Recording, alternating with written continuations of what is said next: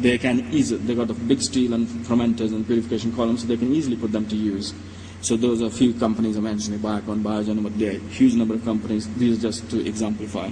And CMOs. And CMOs are looking for new profit streams. I mean, they had a couple of bad years, 2008 and 2009, and they are also diversifying. A couple of examples here again, Celltrion and Lonza, and that's probably not all, but all of them, they're wanting to utilize their sort of steel and talent pool. And pure biosimilar players, the new companies have come up who are just starting the life with biosimilars only. And what I call here varied biosimilars or biobetters.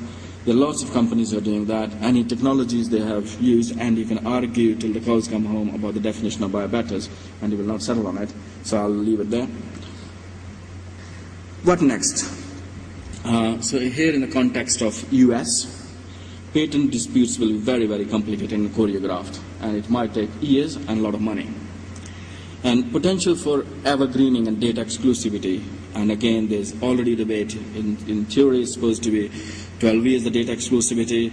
The interpretation, you can use that after 4 years, you can start developing it. You can submit it with 12 years. Market exclusivity is obviously 12 years, but they will be tested in the courts.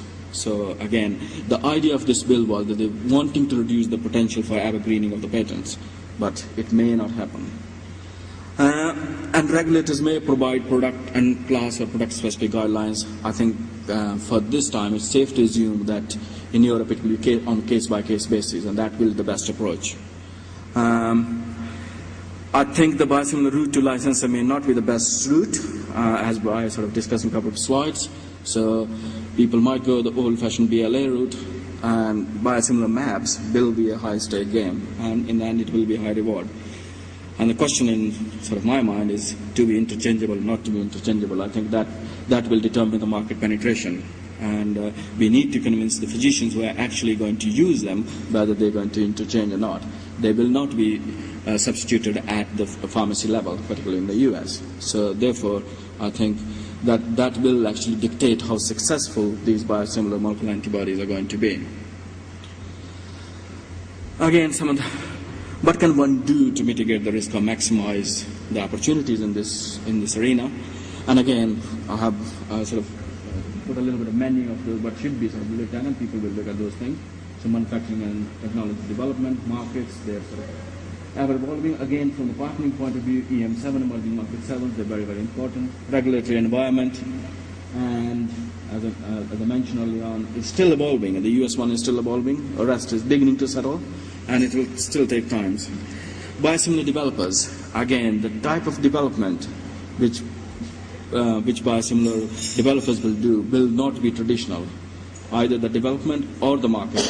Therefore, one has to come up very, very innovative development and the marketing methods. It's not going to follow the traditional generics method, obviously not. You can't dump it in the pharmacy and hope it sells. It needs to be clinical sell. And it will not be same as the originator, because you cannot afford to do that sort of marketing behind it. Again, the political and health technology assessment and environment. And as you can, I come from UK where I think nothing gets approved by the NICE. You can get your drugs approved from the EMA or MHRA, but what people jokingly say is the National Institute of Cuts and Excesses, as opposed to National Institute of Clinical Excellence. They will not let it pass. So you need to convince them if you want to be successful. And similar bodies are already popping up. So the model the way NICE was set up, France has sort of reasonably copying that model. Germany has already set up that model. Canada is set up that model. So I think there will be a lot more scrutiny for the reimbursement of these drugs. But like everything else, preparation is everything. So prepare early. Some of the challenges, I sort of bucketed them into 3 buckets here. Product hurdles. Again, proving similarity in all these things is more challenging than actually developing a novel drug. So you have to prove similarity in quality, safety, potency, and efficacy. So that will be one big product hurdles. Capability hurdle. It's going to take a lot of cash to develop these monoclonal biosimilars. Manufacturing, yeah, people would need a lot of capacity and talent. People who have developed monoclonal antibodies with their own fair hands, they will be needed to develop these things. And clinical development, yes, it will be comparative phase 3 development, so it will require certain expertise which people might not have at this stage. And the regulatory hurdles.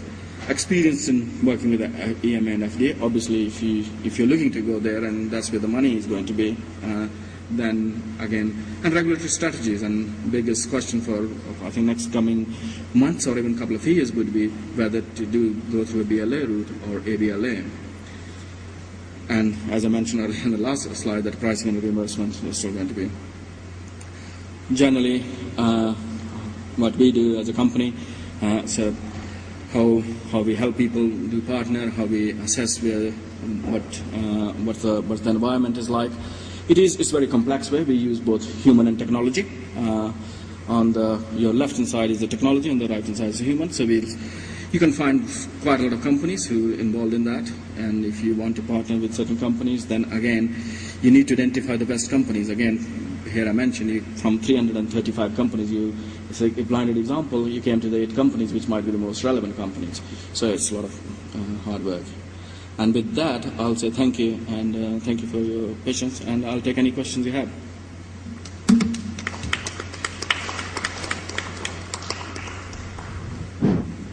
Thank you, Rakesh.